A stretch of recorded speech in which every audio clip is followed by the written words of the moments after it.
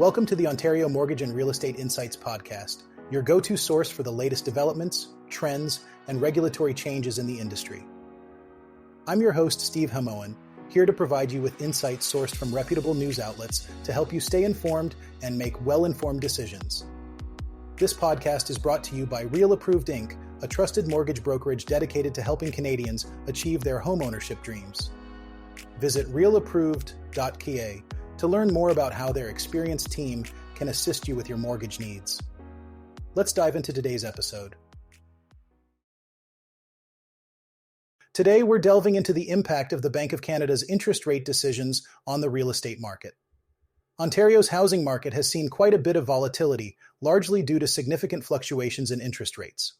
These changes have been driven by a mix of economic factors, including inflation, government policies, and global economic conditions. The early 2020s started off with economic stability, featuring controlled inflation and steady growth. But this was short-lived as the COVID-19 pandemic struck, bringing economic activities to a halt. In an effort to cushion the impact, the Bank of Canada lowered the prime rate to 2.45% in March 2020, reaching historically low levels to spur spending and investment.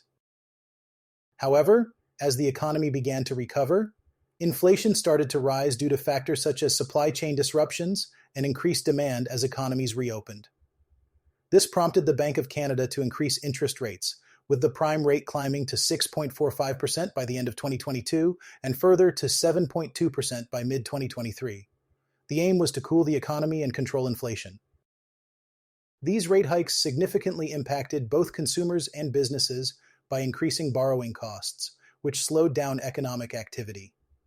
Yet, they were successful in bringing inflation back under control. As inflation eased, the Bank of Canada began reducing interest rates again in 2024 to support economic growth while keeping inflation within target ranges. Interest rates have a profound impact on the real estate market. When rates are high, potential home buyers may shy away from larger mortgages, reducing home sales. This has been evident in the Greater Toronto Area, where a slowdown in home sales was observed in 2022, as reported by the Toronto Regional Real Estate Board. High interest rates also affect mortgage affordability. Rising rates lead to higher monthly payments, making it more challenging for first-time buyers and those looking to refinance. This affordability issue can force buyers to reconsider their plans, either by choosing smaller homes or delaying purchases, effectively pricing many out of the market. These dynamics have also shifted buyer demographics, with many first-time buyers looking for more affordable options, often outside major urban centers. The pandemic accelerated this trend as remote work became more common, increasing demand in suburban and rural areas. The rental market has also been affected. As home ownership becomes less attainable, more people are turning to rentals, driving up rental prices across Ontario. This adds financial pressure on renters, particularly in urban areas where demand far exceeds supply. For real estate investors, the rising borrowing costs have posed challenges. Many are reassessing their strategies, with some opting to hold on to existing properties longer or shifting focus to rental investments rather than purchasing new properties. A crucial consideration for home buyers is the 25-year average interest rate, which has historically been around 5.7%. This figure is important as it helps buyers understand potential costs over the life of their mortgage, especially because mortgage terms are typically renewed every 5 years. If rates rise significantly, homeowners could face higher payments during renewal. Interest rates with their inherent volatility are a key factor in the real estate market. Staying informed about these trends is essential for anyone planning to buy a home or invest in real estate. By understanding the long-term implications of interest rate changes, buyers and investors can make more informed decisions that align with their financial goals. There's been a significant development in the Canadian mortgage landscape that could potentially redefine the playing field for both borrowers and brokers. As of last week, borrowers with an uninsured mortgage no longer need to meet a minimum qualifying rate when switching their lender at renewal. This change, confirmed by the Office of the Superintendent of Financial Institutions, is seen as a huge win by many in the industry, including mortgage brokers. Previously, borrowers had to demonstrate they could handle a contract rate of either 2 percentage points above their agreed rate or 5.25%, whichever was higher, when switching lenders at renewal. This requirement often discouraged borrowers from exploring other lender options, effectively keeping them with their current lender. Now, with this barrier removed, the expectation is that the mortgage market will see increased competition. Toronto-based mortgage agent Mickey Kaneka from DLC Clear Trust Mortgages expressed optimism about this regulatory shift. He highlighted that borrowers now have the freedom to shop around for potentially lower rates at renewal time, which could lead to significant savings. According to Kaneka, this change opens up more options for borrowers, allowing them to explore better deals rather than feeling constrained to their existing lender. The removal of the stress test requirement is particularly beneficial for homeowners who secured mortgages during the COVID-19 pandemic at historically low rates and are now facing higher renewal costs. Many of these borrowers are understandably anxious about renewing their mortgages in the current economic climate. Kaneka pointed out that the change could alleviate some of this stress by empowering borrowers to seek out more competitive rates. While the change is expected to drive competition among lenders, George Hu, CEO of Taurus Mortgage Capital, cautions that brokers should not anticipate a market boom in 2025. Despite a 7.7% increase in Canadian home resales in October, driven by interest rate cuts, predicting long-term trends remains challenging. Brokers, therefore, need to remain vigilant and adapt to the evolving market conditions. The change has already influenced brokers' marketing strategies.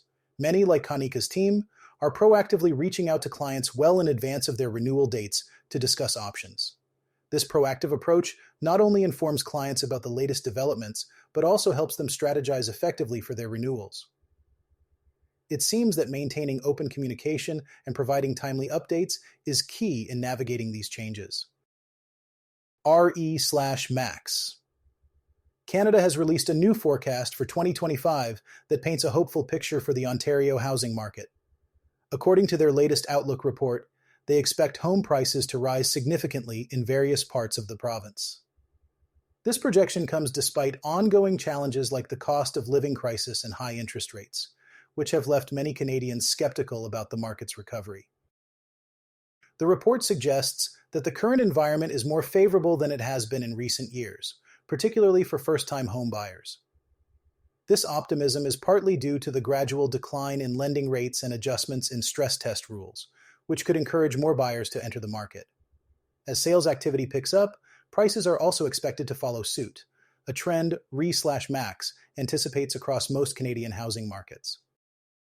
Nationally, RE/Max predicts a 5% increase in average home prices and up to 25% more homes being sold. In Ontario, the most significant growth in real estate activity is expected in Simcoe County, with a projected 25% increase in transactions and a 10% rise in average sale prices, reaching $884,675. Toronto is also expected to see a 12.5% increase in home sales, although prices are predicted to rise by only 0.1%, bringing the average price to $1,115,381. Other areas like Durham Region, Kingston, and London are also expected to experience double-digit increases in sales activity, with price hikes around 5%. Specifically, the average home price is projected to reach $969,697 in Durham, $671,421 in Kingston, and $671,167 in London. Meanwhile, Kitchener-Waterloo, Mississauga, and Brampton are expected to see a 6% rise in home prices. Interestingly, the report notes that Sudbury is the only major area in Ontario where buyer interest isn't expected to surge, although prices are still forecasted to grow by 5% to $487,986. This mixed market environment across Ontario reflects varying local conditions and economic factors. ERE/Max attributes part of this expected growth to the impact of lower mortgage rates and the introduction of new 30-year amortizations, which could boost buyer confidence. However, their consumer survey indicates that 59% of Canadians remain skeptical that these changes will solve the affordability issue, and 43% believe homeownership is still out of reach. In pricier regions like Toronto, Windsor, Simcoe, and York, move-up buyers, those looking to upgrade to larger or more expensive homes, are expected to drive sales growth rather than first-time buyers. This is a notable trend as it indicates different dynamics at play in various parts of the province. While RE/Max's forecast is optimistic, it's important to remember that the brokerage has a vested interest in the real estate market's performance. Their predictions are based on current trends and expectations, which can change due to unforeseen economic shifts or policy changes. The Toronto Regional Real Estate Board has reported a slight decline in the average prices of condominiums in the Greater Toronto Area during the third quarter of 2024. This trend is attributed to the relatively high borrowing costs that continue to impact the condominium apartment market segment. According to the report, sales of condos were down on a year-over-year basis, while the number of listings increased, providing buyers with more choices and negotiating power, which contributed to the decrease in average selling prices.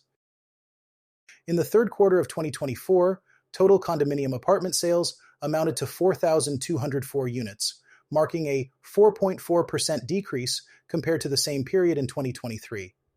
Meanwhile, 14,721 new condo listings were added to the MLS system, reflecting a 10.6% increase year over year.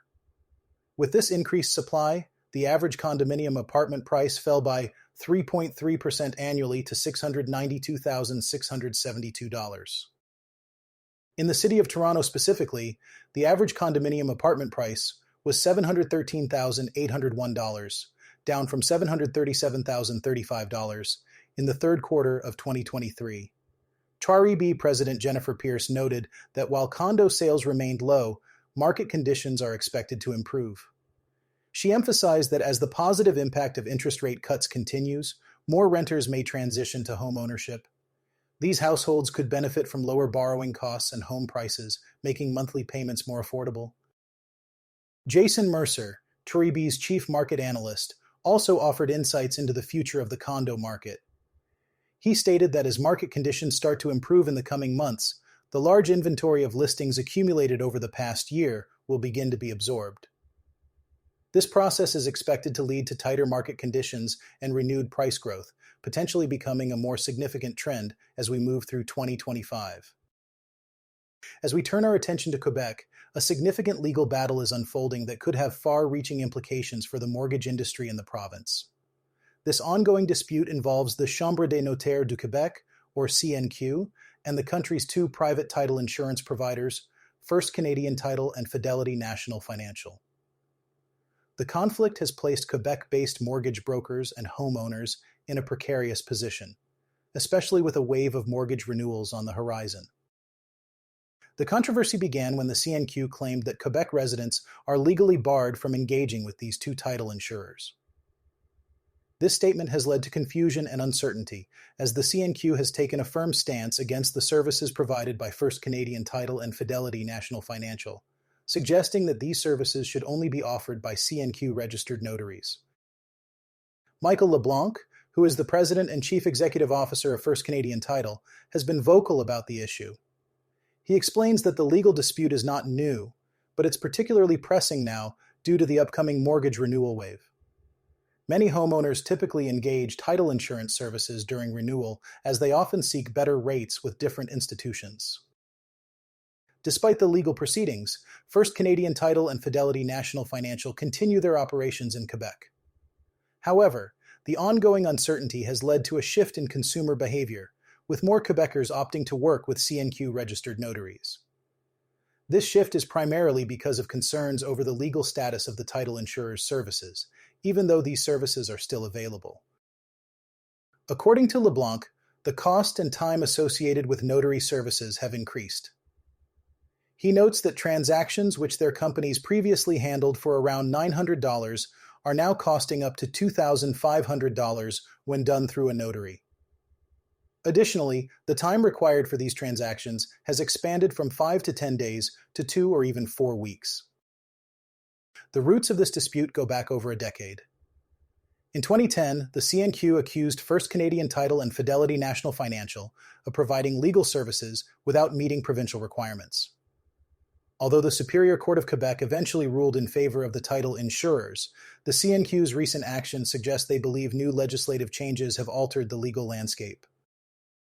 The introduction of Bill 34 in 2023, which allows notaries to offer services on digital platforms, has been cited by the CNQ as a reason to challenge the title insurer's operations. This legislative update has reignited the debate, with the CNQ asserting that title insurance transactions should not be conducted by these companies under the new legal framework. While the legal battle continues without a set court date, LeBlanc remains confident about the eventual outcome favoring the title insurers. He emphasizes that the issue at hand is between the CNQ and the title insurers, and there is no direct risk posed to brokers, lenders, or consumers. The services remain available, albeit with some limitations on notary participation. This ongoing legal saga underscores the complexity of navigating regulatory frameworks in the real estate and mortgage industries, particularly in a province like Quebec, where legal traditions and regulations can differ significantly from the rest of Canada. As this situation unfolds, it's crucial for brokers, lenders, and consumers to stay informed and prepared for any changes that may arise. Thanks for tuning in to another episode of the Ontario Mortgage and Real Estate Insights podcast. We hope you found today's insights valuable as you navigate the world of mortgages and real estate. Before you go, a quick reminder. Real Approved is here to make your mortgage journey smoother. Whether you're buying your first home or refinancing, their experienced team is ready to guide you with personalized support every step of the way. Visit realapproved.ca to get started and take the next step toward achieving your homeownership goals. Catch you next time and stay informed with the latest industry insights.